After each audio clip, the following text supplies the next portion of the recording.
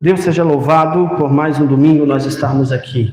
E hoje eu gostaria de compartilhar uma palavra com os irmãos, que está registrado em Lucas, no capítulo 15. Nós vamos ler uma parábola bastante conhecida de cada um de nós. É bastante conhecida, mas nós temos algumas verdades aqui para lidar nesta noite. Vamos todos, quem não tem Bíblia, acompanhe aqui. E nós vamos estar lendo. Vamos colocar de pé. Enquanto eu leio, os irmãos acompanhem a leitura. A parábola do filho pródigo. Lucas, capítulo 15, a partir do versículo 11. Diz assim: Jesus continuou. Um homem tinha 2 filhos. O mais novo disse a seu pai: Pai, quero a minha parte da herança. Assim ele repartiu sua propriedade entre eles. Não muito tempo depois, o filho mais novo reuniu tudo o que tinha e foi para uma região distante. E lá desperdiçou os seus bens vivendo irresponsavelmente. Depois de ter gasto tudo, houve uma grande fome em toda aquela região. E ele começou a passar necessidade. Por isso, foi empregar-se com um dos cidadãos daquela região, que o mandou para o seu campo a fim de cuidar de porcos. Ele desejava encher o estômago com as vargens de alfarrobeira que os porcos comiam, mas ninguém lhe dava nada. Caindo em si, ele disse: Quantos empregados de meu pai têm comida de sobra, e eu aqui, morrendo de fome? Eu me porei a caminho e voltarei para meu pai e lhe direi: Pai, pequei contra o céu e contra ti, não sou mais digno de ser chamado teu filho. Trata-me como um dos teus empregados. A seguir, levantou-se e foi para o seu pai. Estando ainda longe, seu pai o viu e, cheio de compaixão, correu para seu filho e o abraçou e beijou. O filho lhe disse: Pai, pequei contra o céu e contra ti. Não sou mais digno de ser chamado teu filho. Mas o pai disse aos seus servos: Depressa, traga a melhor roupa e vistam nele. Coloquem um anel em seu dedo e calçados em seus pés. Tragam um novilho gordo e matem-no. Vamos fazer uma festa e alegrar-nos. Pois este meu filho estava morto e voltou à vida. Estava perdido e foi achado. E começaram a festejar o seu regresso. Enquanto isso, o filho mais velho estava no campo. Quando se aproximou da casa, ouviu a música e a dança. Então chamou um dos seus servos e perguntou-lhe o que estava acontecendo. Este lhe respondeu: Seu irmão voltou e seu pai matou o novilho gordo, porque o recebeu de volta são e salvo. O filho mais velho encheu-se de ira e não quis entrar. Então seu pai saiu e insistiu com ele. Mas ele respondeu ao seu pai: Olha, todos esses anos tenho trabalhado como um escravo a teu serviço e nunca desobedeci às tuas ordens. Mas tu nunca me deste nenhum cabrito para eu festejar com os meus amigos. Mas quando volta para casa esse teu filho, que esbanjou os teus bens com as prostitutas, matas o novilho gordo para ele. Disse o pai: Meu filho, você está sempre comigo e tudo que eu tenho é seu, mas nós tínhamos que celebrar a volta deste seu irmão e alegrar-nos, porque ele estava morto e voltou à vida, estava perdido e foi achado. Amém. Podem sentar, irmãos. Que maravilha. Eu gostaria de começar esse sermão com uma pergunta. E se Cristo aparecesse para você hoje e lhe fizesse uma pergunta: Por que você me serve? Por que você busca ser moralmente correto? Por que você vai aos cultos? Por que você faz o que faz para Deus? E se nessa resposta você não poderia mentir, enrolar, bajular, e Deus fizesse só com que aquilo que está no seu coração fosse de fato manifestado, qual seria realmente a nossa resposta? Existem pelo menos 2 caminhos e possibilidades de algumas respostas, e 2 principais. Eu gostaria de apresentar uma história, apresentar essas respostas com uma história retirada de um livro de Tim Keller chamado Deus Pródigo. ele conta uma história de que uma vez um certo jardineiro, ele conseguiu colher a melhor cenoura, e a melhor e a maior cenoura que ele já viu. Ele ficou admirado com aquela cenoura e disse assim: eu vou levar ela para o meu rei. Ele chega no rei e diz: rei, essa aqui é a maior e maior cenoura que eu colhi do meu jardim, da minha plantação, e por amor e respeito ao Senhor, eu quero presenteá-la. O rei ficou admirado, ficou espantado com a sua bondade, com o seu amor e dedicação, agradeceu e disse: pelo seu amor e pela sua demonstração de amor, eu quero te dar um presente. Do lado da tua casa tem um lindo terreno, tem uma terra, eu vou presenteá-la para você aumentar a tua plantação. Ele foi embora alegre, sorrindo e feliz. Mas naquele mesmo ambiente tinha um nobre na corte observando, e ele raciocinou assim: opa, se esse homem deu uma cenoura e ganhou um terreno, e se eu der algo mais? Voltou no outro dia com um cavalo, um dos melhores que ele tinha. Chegou diante do rei e disse: rei, está aqui, eu quero te presentear, já na intenção de receber. Ele no pensamento: eu vou receber. Ele disse: eu vou te presentear. O rei olhou para ele e disse: muito obrigado, pode ir. Aquele homem saiu triste, porque esperava receber uma recompensa. Mas o rei pensou sobre si, consigo mesmo: eu conheço o coração dele. Ele não está aqui porque me ama, não está aqui oferecendo porque ele quer oferecer de coração. Ele só quer receber algo em troca. E ele saiu desamparado. Quem somos? O jardineiro? Nobre. Existem pelo menos duas respostas a essa pergunta que eu fiz inicial. Ou nós servimos a Deus por amor, em resposta do sua grande redenção, em gratidão com o coração limpo, ou nós só buscamos guardar os seus mandamentos, chegar na tua presença, porque queremos algo em troca. É exatamente isso que nós observamos nessa parábola. Nós temos aqui dois filhos de um mesmo pai. E eles não tinham só em comum um pai que era o mesmo, mas ambos estavam perdidos. Um estava fora da casa e o outro perdido dentro da casa. Ambos viveram irresponsavelmente em torno de si. Por incrível que pareça, um usando a irresponsabilidade,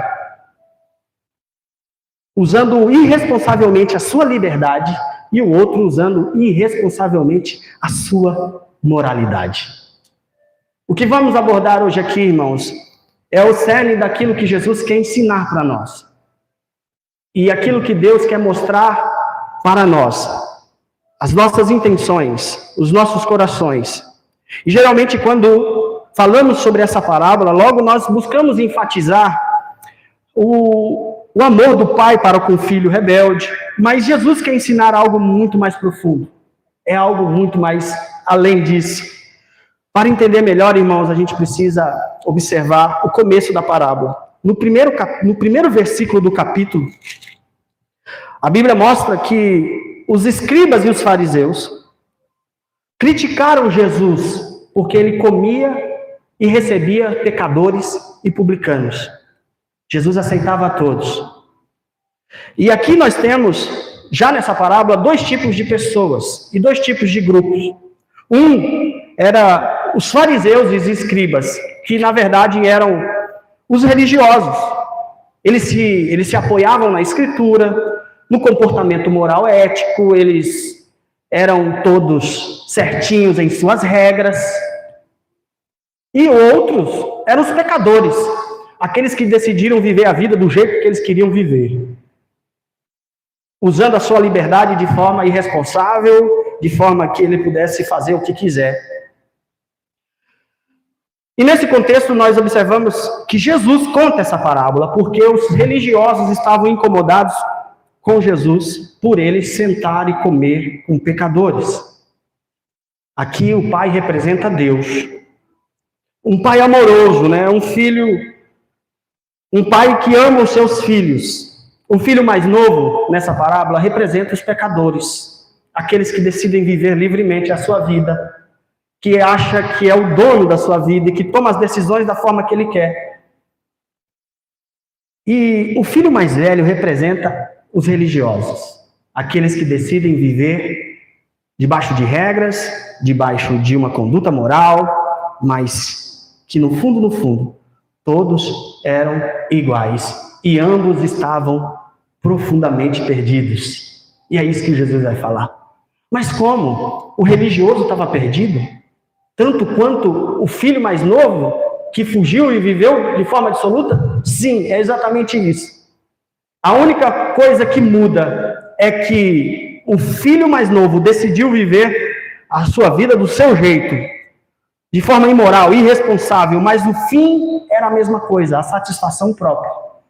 Enquanto o outro estava servindo ao Pai, obedecendo ao Pai, ficando na casa do Pai, e no fundo, era só por mero interesse também. Quem lê essa parábola, irmão, pela primeira vez, às vezes pode pensar algo que, de fato, é intrigante. Primeiro, nós temos a atitude do pai. Se a pessoa lê essa parábola na primeira impressão que dá, ele vai dizer assim, esse pai é um irresponsável. Por que ele deu o que deu? Por que ele não simplesmente parou esse filho? Por que ele não disse, não vá? Não vai, e se quiser ir, vai, mas vai sem herança.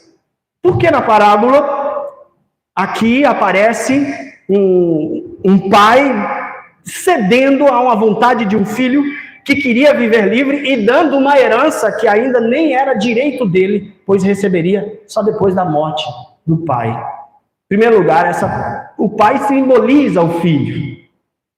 Ou melhor, o pai simboliza Deus.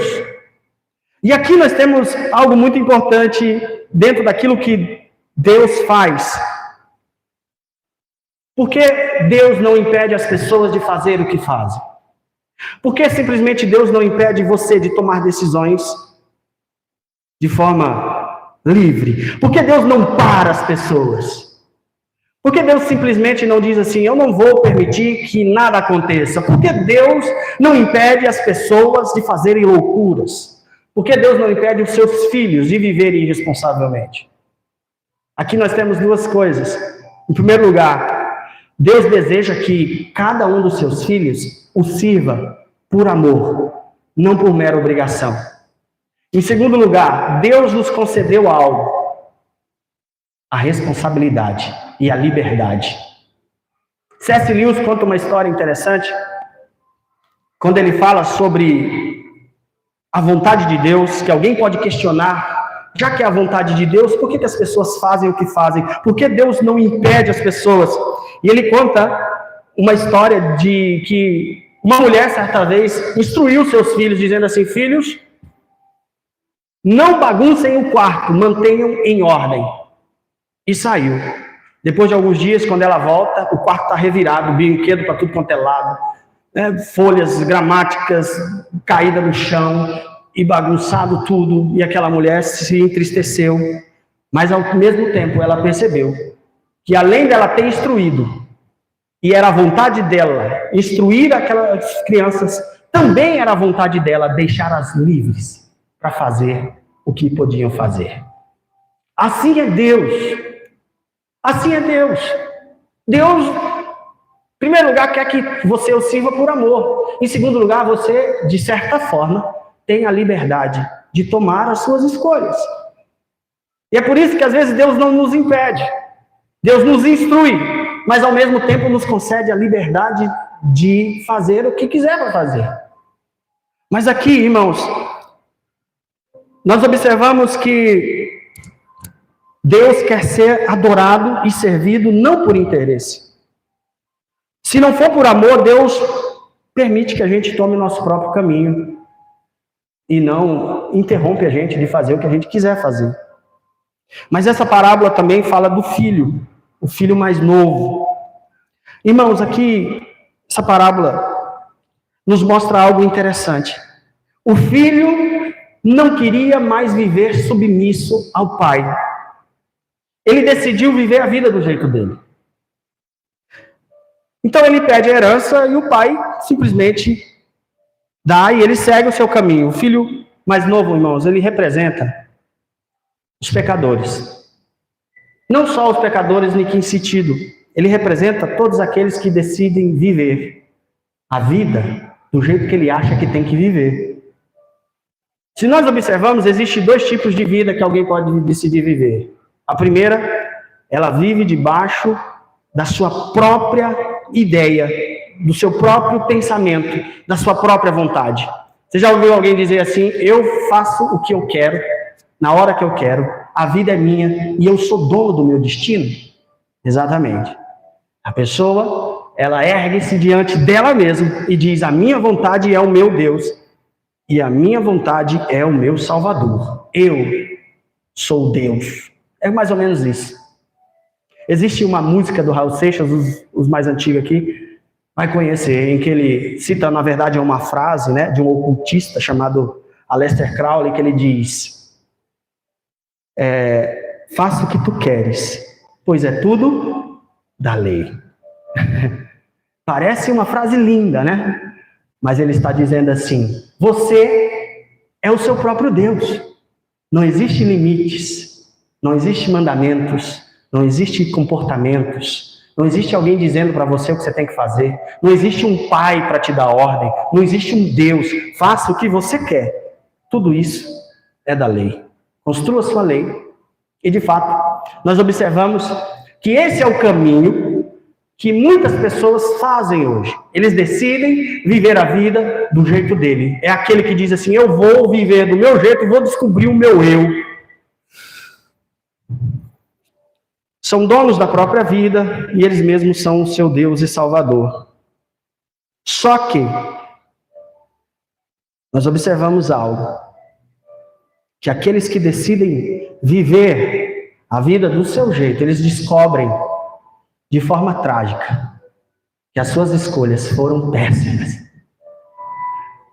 Que viver do seu jeito, seguindo o seu coração, pode até parecer bom no começo, mas no final é trágico.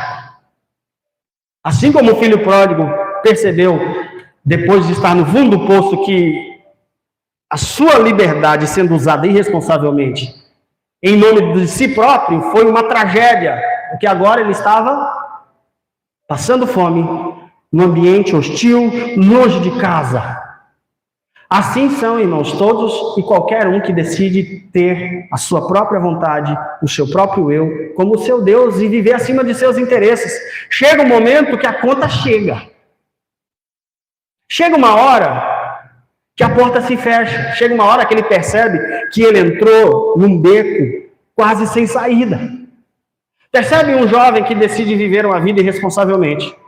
E em nome do prazer próprio, ele diz assim: eu vou usar todo tipo de droga.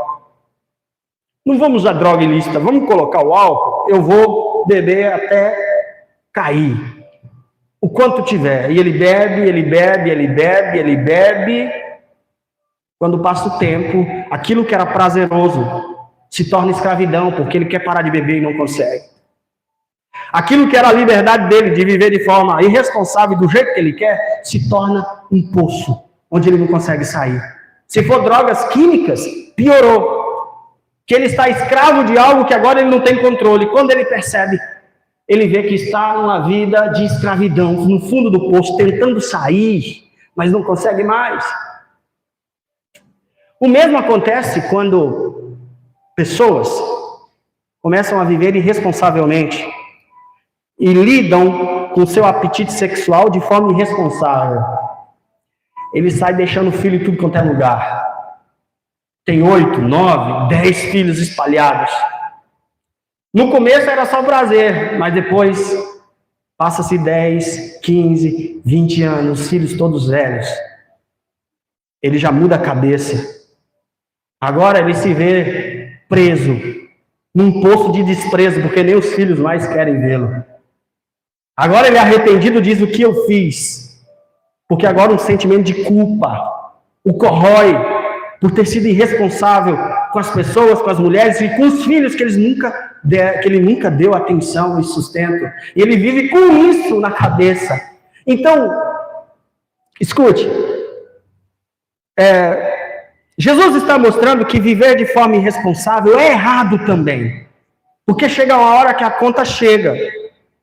Mas o que Jesus está dizendo nessa parábola é que, ainda que as pessoas entram nesses vícios, ainda que as pessoas decidam viver de forma equivocada, ainda das pessoas ofenderem ao Pai, de viver a vida do seu jeito, de ignorar Deus, Deus ainda está de braços abertos para todos aqueles que se arrependem e encontram abrigo aos pés de Cristo Jesus. Todos, independente do que fez, da decisão que tomou. Só que o ápice da parábola não é o filho mais novo e nem o pai. É o filho mais velho, que representa os fariseus, os religiosos. Que o filho mais novo, irmãos, ele nunca saiu de perto, o filho mais velho nunca saiu de perto do pai. Era aquele filho que obedecia em tudo, era aquele filho que sempre cumpria as ordens, as regras, cumpria tudo, o papel como filho, sempre estava perto do pai. Ele era aquele que era o filho moralmente correto. Ele diz assim: pai, eu nunca desobedeci tua ordem. Eu sempre fiz o que fiz, fazendo o que o Senhor quis. Eu trabalhei como escravo. Fiz tudo. Esse filho, debaixo dessa moralidade, irmãos, ele fica sabendo que o seu filho, que o seu irmão mais novo havia voltado, e o pai havia recebido com grande alegria, com festa, matado um novilho, feito uma festa e chamou todos para festejar. Afinal de contas, o filho que viveu de forma irresponsável voltou arrependido, e o pai o recebe com grande graça e com grande misericórdia. Mas o filho mais velho se encheu de ira e de revolta. Ele mostra que havia falta de compaixão, que havia falta de amor, que havia falta de perdão, e mostra uma triste realidade, irmãos. Ele não era diferente do irmão mais novo. Ele era igual. Preste bem atenção. O filho mais velho não era diferente. A questão é que o filho mais novo decidiu viver para si, vivendo de forma irresponsável, entregue ao pecado, sem limites. Mas o filho mais velho também fez do pai, fez dos mandamentos, fez das ordenanças, da moralidade, só um objetivo, como objetivo alcançar satisfação para si próprio também. No fundo, o irmão mais velho era igualzinho o irmão mais novo, porque ambos estavam a serviço de si próprio. Quando lemos essa parábola, nós observamos que o filho mais velho, ele sempre estava perto do pai, mas ele só usava para proveito de si. Era aquilo que nós observamos que às vezes as pessoas, elas criam a ideia de que Deus deve, porque ela cumpriu um monte de regras, um monte de ordenanças, um monte de listas, de ritos, de cerimônias. Aquele irmão mais velho, ele ficou intrigado, porque afinal de contas, ele estava sempre na presença de Deus, sempre na presença do Pai, obedecia em tudo, mas ele só fazia isso porque ele queria algo em troca do Pai. Não era por amor ao Pai, era porque ele queria satisfazer os seus próprios desejos e sua própria vontade. Aqui nós observamos, irmãos, que no final das contas, ele era o Deus de si próprio. E ele só usava o Pai para satisfazer os seus interesses. E quando ele viu que o seu interesse estava comprometido, e quando ele viu que algo tinha mudado, ele se encheu de ira, de revolta, de raiva, porque afinal de contas era ele que merecia. porque ele tinha vivido de forma digna, moralmente correta, mas tudo que ele fez foi para comprar o favor do Pai. Escute, irmãos, esse filho mais velho representa aqueles que se apegam à religiosidade. Isso é muito real. Jesus está confrontando dois caminhos aqui, nessa parábola. O caminho daquele que vive irresponsavelmente, mas o caminho daquele que se esconde atrás de uma moralidade vazia. E que no fundo, ele é o Senhor da sua própria vida. E ele usa todas as moralidades, regras e mandamentos para, no fundo, ele extrair algo somente para si, de forma egoísta. Muitos fazem isso, vivem de uma forma egoísta. E aqui nós observamos, irmãos, uma realidade e aplicação para nós. Muitos frequentam templos, são amantes da Escritura, se comportam moralmente corretamente, mas fazem tudo isso para comprar o favor de Deus. Eles sentem que Deus deve algo para ele. Olha que loucura.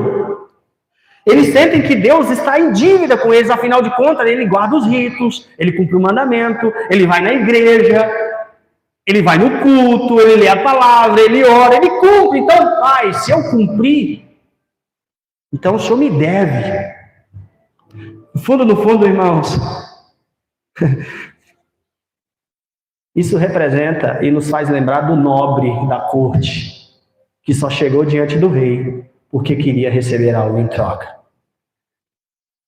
Havia somente interesse.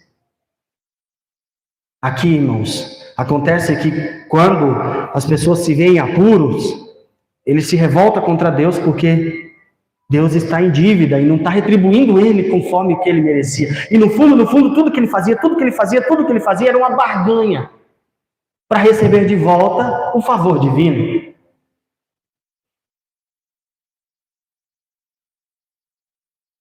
Quando nós agimos assim, o que enche o nosso coração não é de amor, não é de compaixão, enche de ira, de revolta, de raiva.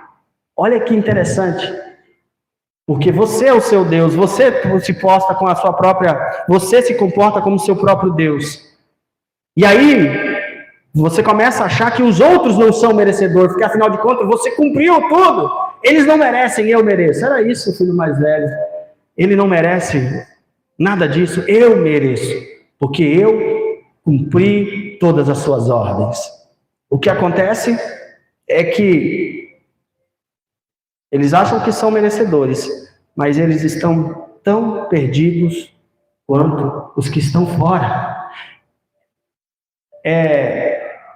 Irmãos, isso é tristemente verdadeiro imaginar que milhões e milhões de pessoas frequentam templos hoje. E eles são o filho mais velho. Um filho mais velho. Eles vão à igreja, eles frequentam culto, ele participa do trabalho, e aí ele fica assim, agora Deus me deve. Agora eu estou com saldo. Já ouviu alguém dizer assim? Eu estou com saldo. Com saldo do quê? O que aquele filho mais velho não entendia, e o que Jesus quis mostrar para os fariseus, é que o filho mais velho era tão pecador quanto o filho mais novo. Que o filho mais novo não era tão bom quanto ele achava. Que o filho mais velho também não era tão bom quanto ele pensava. Que ambos dependiam da graça de Deus. Jesus mostra que ambos dependiam do amor do Pai, que era imensurável. Isso aqui nos mostra que Deus não está aqui julgando e nem dizendo quem está certo e quem está errado. Jesus está dizendo que estamos todos errados, estão errados todos. Aquele que decide viver da forma do seu jeito e aquele que decide usar a religião para o seu próprio bem-estar, estão todos errados. Mas a minha graça alcança a todos. E é o caminho da graça e o caminho do amor que nós devemos trilhar. E não o caminho da autossuficiência, nem do moralismo, irmãos, interesseiro, mas um caminho cheio da graça de Deus, que reconhece que é pecador, tanto como os outros que estão lá fora. Observa que ter a mentalidade do filho mais velho é se colocar numa posição de elevado sobre as pessoas, é olhar para os outros com desprezo, é se apoiar no comportamento, no desempenho, naquilo que faz, para achar que é melhor. Mas existem dois caminhos que é errado para se viver, e há um único que é um caminho de esperança. Ou nós decidimos fazer a nossa própria vontade e viver irresponsavelmente, ou nós decidimos trilhar o caminho da religiosidade hipócrita e interesseira, ou nós nos rendemos à graça maravilhosa de um Pai amoroso que nos acolhe, nos perdoa e que ama a todos. Todos os irmãos, de alguma forma, temos em nós o espírito do filho mais novo ou o espírito do filho mais velho. Constantemente nós queremos viver do nosso jeito, irresponsavelmente, tomar as nossas rédeas da nossa vida, no sentido de que eu comando, não tem ninguém atrás de mim, não tem um Deus que diz o que eu faço, é eu que tomo as atitudes. Constantemente estamos lutando contra a carne, querendo dizer, faça o que você quer, rapaz. Não importa limites, não importa se é casado, não importa se... Constantemente somos combatidos na alma para se entregar ao espírito do filho mais novo. Mas, da mesma forma, somos também tentados a nos render ao espírito do filho mais velho, a usar a religião, a adoração, o culto, a palavra, o louvor, as coisas santas, como uma forma de barganha, como uma forma de nos sentirmos seguros, como uma forma de estarmos vivendo de uma forma que agrada a Deus, mas com o objetivo de conquistar e receber alguma coisa. Quando começamos a achar que merecemos ser abençoados, irmãos, quando começamos a pensar que somos dignos, que Deus nos deve por nossa fidelidade, que Deus está em dívida em nós, quando ficamos ressentidos por alguém que está se destacando na igreja, quando fazemos algo somente para ser reconhecido e visto, quando se não for em nossa direção, ou se nós não estivermos na liderança, nós não participamos, nós não fazemos, nós não vamos, afinal de contas, eu só estou buscando o meu próprio interesse, a minha própria fama, a minha própria reputação, e tudo que eu faço é para buscar as minhas vontades. Mas no fim das contas, o que de fato importa não é a sua liberdade e nem a sua moralidade. O que de fato importa é se render à graça de Jesus Cristo e dizer assim: Senhor, eu não mereço, eu sou pecador, mas eu quero viver debaixo da tua graça. Esse é o caminho. E aqui, irmãos, eu vou dizer que algo que até é um clichê que muita gente fala: Jesus não veio trazer uma religião. Jesus combateu a religiosidade, por incrível que pareça. Porque a religião, ao longo dos tempos, sempre usou o divino com objetivo egoísta, sempre. Desde a mitologia grega aos mitos de Roma, às religiosidades hindus, seja o que for. Analise cada uma dessas religiões e até o cristianismo, se ele não tomar cuidado. Todos usaram o divino como uma forma de bem-estar próprio, de conquistar algo e de viver para si próprio. Aí na mitologia grega, quando eles queriam uma colheita boa, eles sacrificavam um animal e sacrificavam ao deus Baal, o deus da chuva, e dizendo: ó Deus, dá-nos chuva. Mas no fim do fundo, eles não queriam servir Baal, eles queriam servir a si próprio. Eles queriam aplacar a ira de Deus para si, para não ser prejudicado. No fundo, as pessoas usam a religião para o bem-estar. E se não tomarmos cuidado, nós entramos nesse mesmo caminho. Começamos a usar Deus, a igreja, todas as coisas, mas nós só estamos interessados no que Deus faz, não que Deus não faça. É óbvio que Deus faz. Nós acabamos de ver na história que o rei se agradou tanto daquele jardineiro amoroso que deu uma bênção, mas é diferente ser abençoado porque amamos a Deus do que estarmos servindo para sermos abençoados pelo Deus. Deus abençoa a todos os que chegam de coração cheios de amor, cheios de graça, cheios de gratidão. E o que nessa noite Deus nos chama, irmãos, para nos rendermos a essa graça.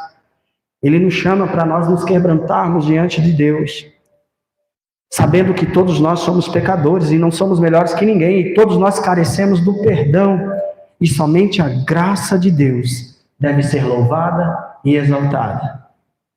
E nós devemos viver esse caminho que Jesus propôs.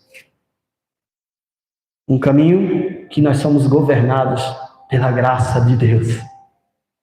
Um caminho em que Jesus disse, tenha consciência de que tudo que você é, tudo que você faz e onde você vai chegar é por pura graça. Se você tiver esse coração, você não vai se sentir, você não vai ter inveja de quem se dá bem. Você não vai se irar contra aquele que está sendo recuperado. Você não vai se sentir melhor que o outro por achar que você cumpre todos os ritos. Viva debaixo da graça de Cristo e você terá um coração cheio de compaixão, amor, porque você sabe que precisa dessa graça também.